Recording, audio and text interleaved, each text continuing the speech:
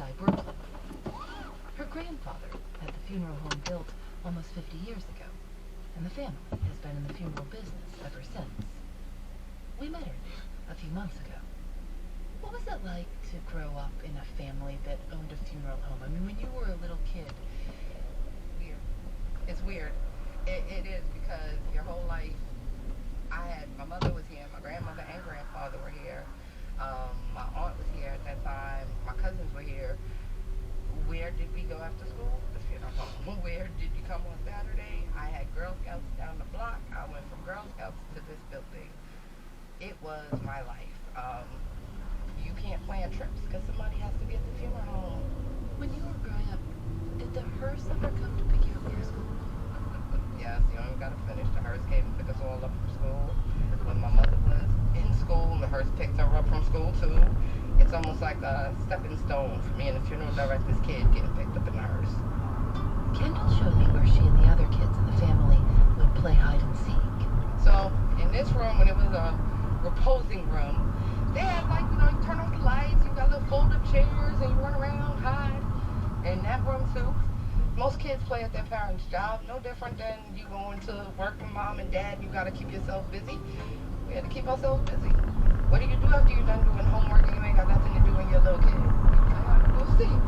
So you've hidden all over this place. Yeah, I still walk through this building in the pitch black. It's not so funny. It's so natural for you to be around bodies where I'm thinking, wow, weird. Like how, yeah. For me, this is every day. I mean, it's still a deceased person, but everybody has a date. Everybody has a time. Our chapel is smaller than our newest chapel. oh, this is the small chapel? Yeah. This is pretty big. Well, I mean, it's big compared to some other places, but it's small for us. This is our larger chapel. It doubles into that room as well. So on a good day, we open up both sides and you can fit up to 500 people in here. Do you often have funerals that have 500? No, not always. Everybody's funeral is different. You can have a young person here where it could only be 20 people. We've had funerals where it was only 2 people.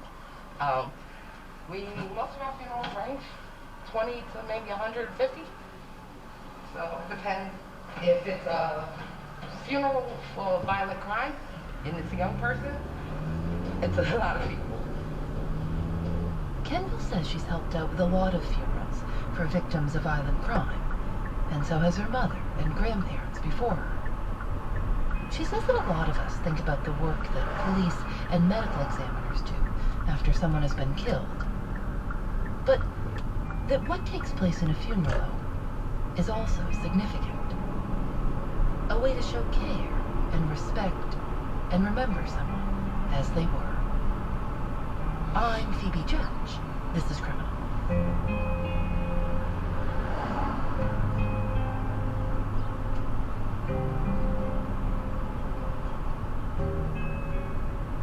Tell me about when a body is brought here. What is the process? From the moment a family arrives or from death, what happens? So at the time of passing, I tell everybody call 911. Don't call us first. Unless your loved one has been under hospice care, end-of-life care, don't call us first. Always call the police. Once the police have given us the clear to come get your loved one, or if they're not giving us the clear, sometimes the case may have to go to the medical examiner for whatever the case. If you have not been under a doctor's care in the last 6 months, you're going to the medical examiner. They have to find out what happened to you. If you go to the medical examiner or if you get released from the hospital, you go to the embalming facility. We no longer embalm on the premises. It's very carcinogenic. It's a health hazard. It smells up to high heaven. And you gotta get that done. I call it spa treatments. Come here. Have you embalmed bodies? Yeah, in fact, become a funeral director. Part of the training we go through is we have to embalm. So yes, I have been embalming. Not my favorite thing to do, honestly. It's a really physical thing, isn't it? I mean, this whole job is physical, though. You have to be able to lift up the human remains, and everybody's not liftable. But embalming is more so mental. You have to know where you're going. You have to know the human arterial system. You need to know where the veins go, The physical aspect is when they come here. And now we got to dress them. There is, we all stand up and put on our clothes. My deceased can't stand up. We have to stand them up. We have to move you. We have to prop you up. We have to lift your legs. Everybody's not a size 2. Right? Everybody's not even a size 10. So when you have a range of people you're dealing with, and I'm 4'11", I'm very short, I'm the shortest person in this building, I have to be able to lift a person up to 200 pounds. I have to work out. One of my funeral directors, I've seen her lift people bigger than that. That's when it becomes physical.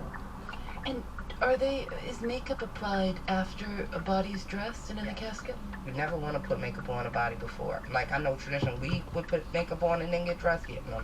Because of how we have to dress them, they have to be fully dressed. We put plastic on them to protect their clothing. Sometimes things happen. People, I hate to say it, they purge. It's part of the process. And you don't want their clothes to get messed up. You want to make sure everything is perfect. That's the last time anybody's going to see this loved one. Kendall works at Lawrence H. Woodward with her mother, Linda Thompson Lindsay. Her aunt used to work there too. We're all mothers. So it's hard for us to have another mother in our situation and they've lost their child to a violent crime. It's really hard when you're dealing with anybody, even if it's not a mother. If you're dealing with a wife whose husband was walking down the street and something happened to him, he had nothing to do with it, but he got shot. What do I tell this person? That takes a lot. I don't think people understand when you're dealing with a victim who's been shot, whether they've been shot in their face or in their body. We see these things. It's a mental toll on the person that has to now look at this gunshot victim and put them back together. It really affects the people who do the job. She said, "We see things that people in the hospital never see. Nobody thinks of having to work with putting this person back together who's been shot. Then I have to go back home to my child and cook dinner. If violent criminals had to sit in that room with us, putting these people back together, I think there would be less crime." I really wish people could come see what their guns are doing to people. After a person, I hate to say it, after a person has been shot, they gotta go to the medical examiner. The medical examiner performs an autopsy.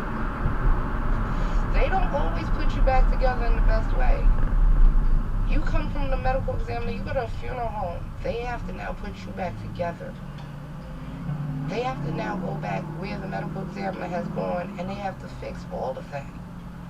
That is not easy. And to deal with it constantly. I had a baby here, and that was my case, and I had to get him dressed. In July 2020, 1-year-old DeVal Gardner Jr.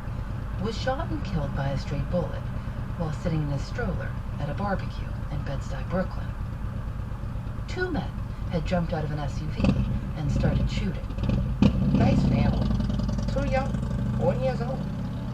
That hurt. Cocomelon casket. What do I tell a mother? And I got a baby too. A teddy bear and an Elmo doll were placed on the casket during the service.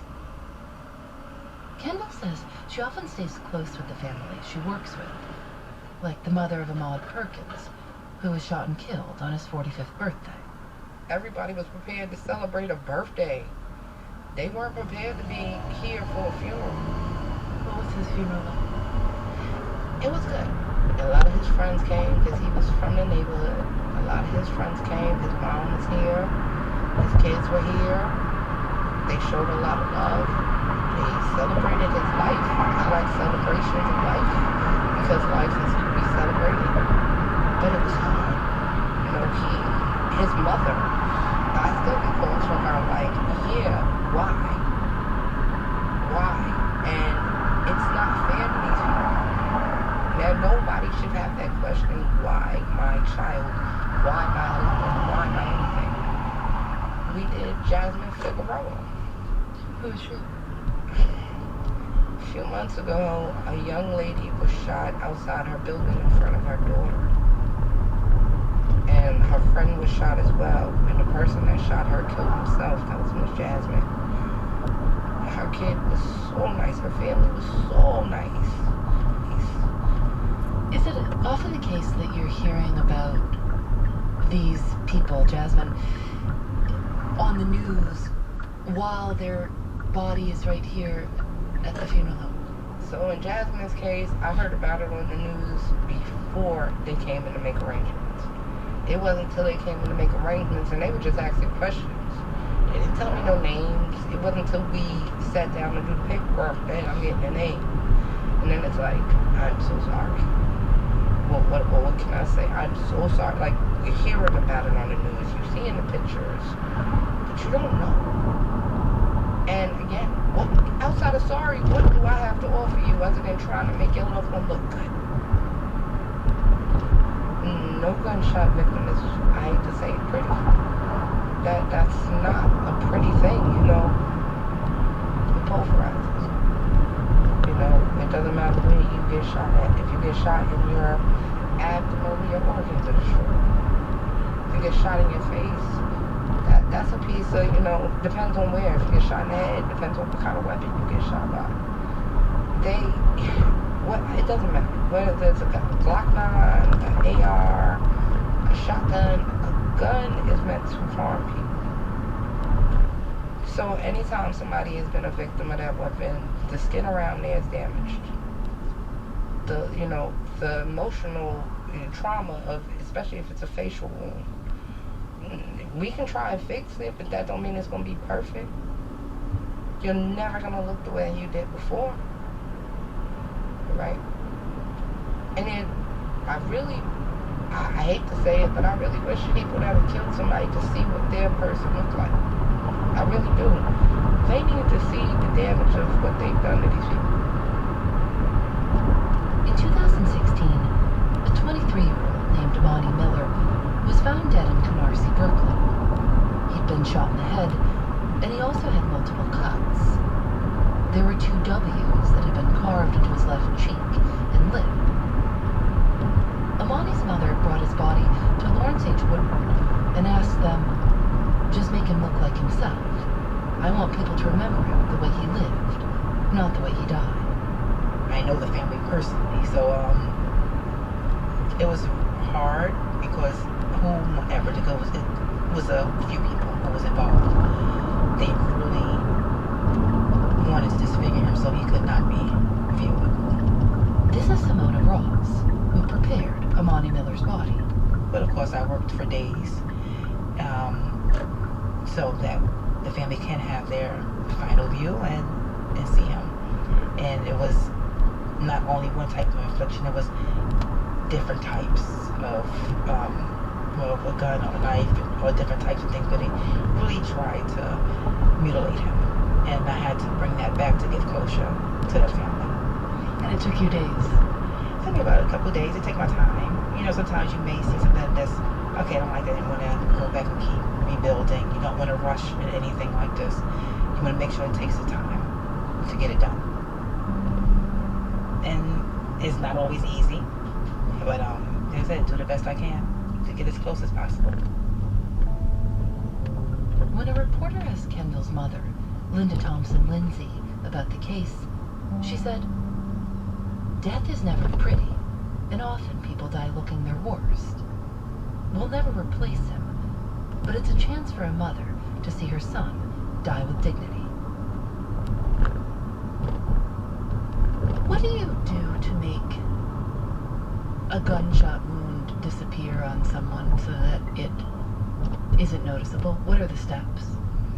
Every case is different. So it's also about using restoring waxes, molds.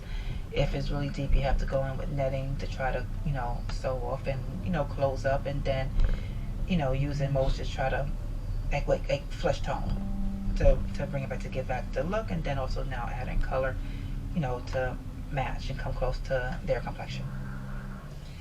So it can take there's multiple steps. You really want to try your best to get as close as possible. If you always ask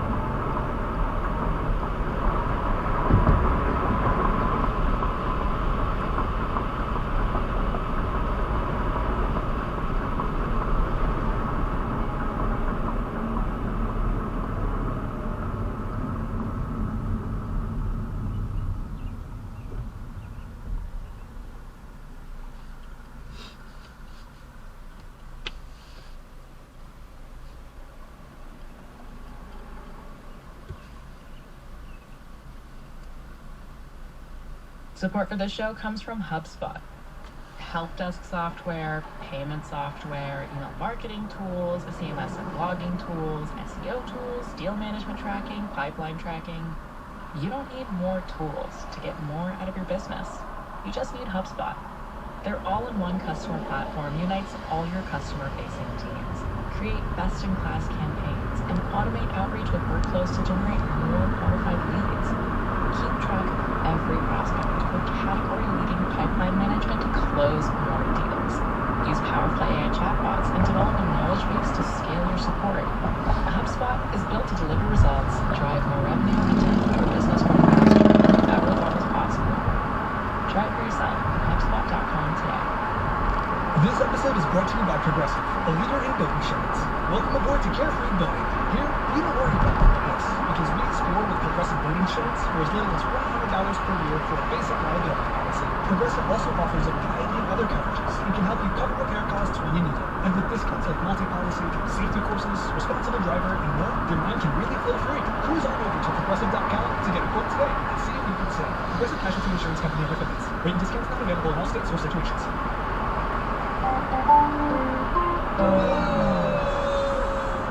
I'm Theodore R. Johnson, or Ted, and I am a senior advisor at New America and a contributing columnist at the Washington Post. In the first half of the show, we talked about New York's upcoming birthday, but New York is not the only big birthday we've got coming up here. America is turning 250 years old in a couple years. How big a deal is 250? Well, it depends on who you ask. There are lots of historical foundations, museums, the federal government, frankly, that are putting a lot of resources or at least a lot of thought into how to celebrate this semi-quincentennial in 2026. Semi-quincentennial? That's right, yeah. I always do a little language arts here. So centennial, we know that, okay, that's 100. Quincentennial, quin is the 5, so 500. Got it. Semi-quin, half of 500, 250, and that gets us to semi-quincentennial. That seems overly complicated. I've written before that. It's we're due a Gen Z invention here. This should be the quarter milli. It's a quarter of a millennium. Quarter milli, I like that. Quarter milli works. So we got a fun name, quarter million. What's the plan? What's in the works? The federal government some years ago passed legislation around the semi-quincentennial to establish a commission mostly comprised of former members of Congress, former cabinet-level secretaries that would engage the nation, the states, nonprofits, businesses, etc., to come up with the best ways to celebrate the 250th anniversary of the ratification of the Declaration of Independence and the founding of the United States of America.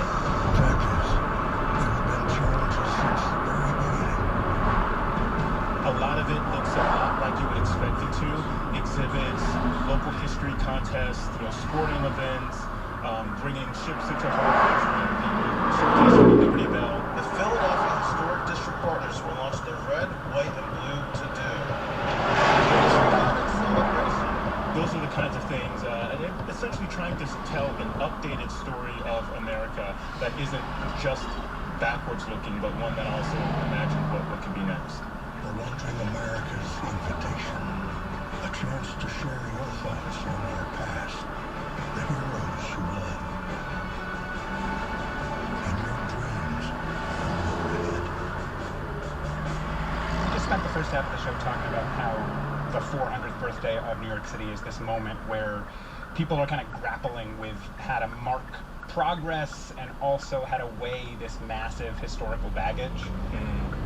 How's that factoring into plans for the 250th? Yeah, quite a bit actually. I've looked at every 50-year anniversary since the founding of the country, and the one common thread is sort of the recitation of the national gospel. The founding fathers, came up with this amazing idea. No country has ever existed like this one before because we're founded on an idea, et cetera, et cetera. All good, but it leaves out so many of the people who contributed to making this country what it is today at 250 years. So I think one of the prime focuses of America at 250, and at New America we're calling it Us at 250, is incorporating the experiences, the histories, the stories of lots of Americans whose stories were not incorporated into previous celebrations in the same way. Yeah, tell me a little bit more about the people who are left out of that story. Yeah, so I mean, like you, me, and everyone listening, essentially, at the first presidential election of 1790, Jill Lepore has written, a historian has written that only 6% of the people in these United States were eligible to participate in the first presidential election, and only half of them did so. Those are the people left out of the origin story of the United States. The women only got the right to vote 100 years ago, and if you were black or a black woman or an immigrant, maybe that wasn't until the Voting Rights Act of 65. So all of the people left out of democracy have essentially been left out of the story of America. We're sort of objects in the story instead of subjects, people to be acted on instead of people really using their agency to whatever extent they had it to compel the nation to be a truer version of who it proclaimed itself to be in the Declaration and in the Constitution. Yeah, talking about people who are left out, it makes me think of even the moment we decide where to start this count is really important.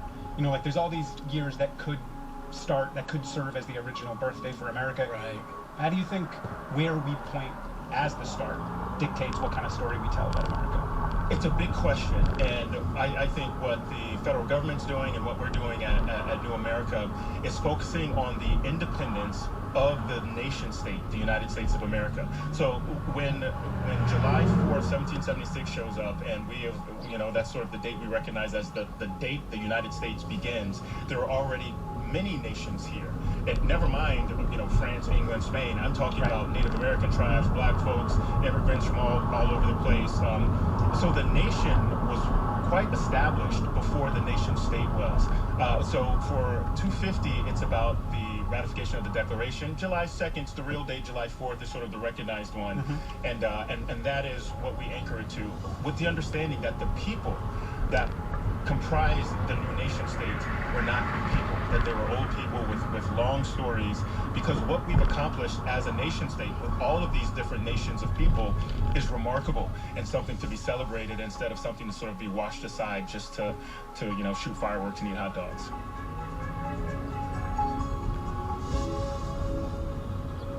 Yeah, I mean, this whole kind of debate about where we start the history of this country has led to a lot of controversy, right? Like, in response to the 1619 Project, there was the 1776 Commission, right, which was basically saying, no, the real start was 1776. This is the moment that made America America. To combat the toxic left-wing propaganda in our schools, I announced last week that we are launching a new pro-American lesson plan for students called 1776 Commission. The 1776 Commission was essentially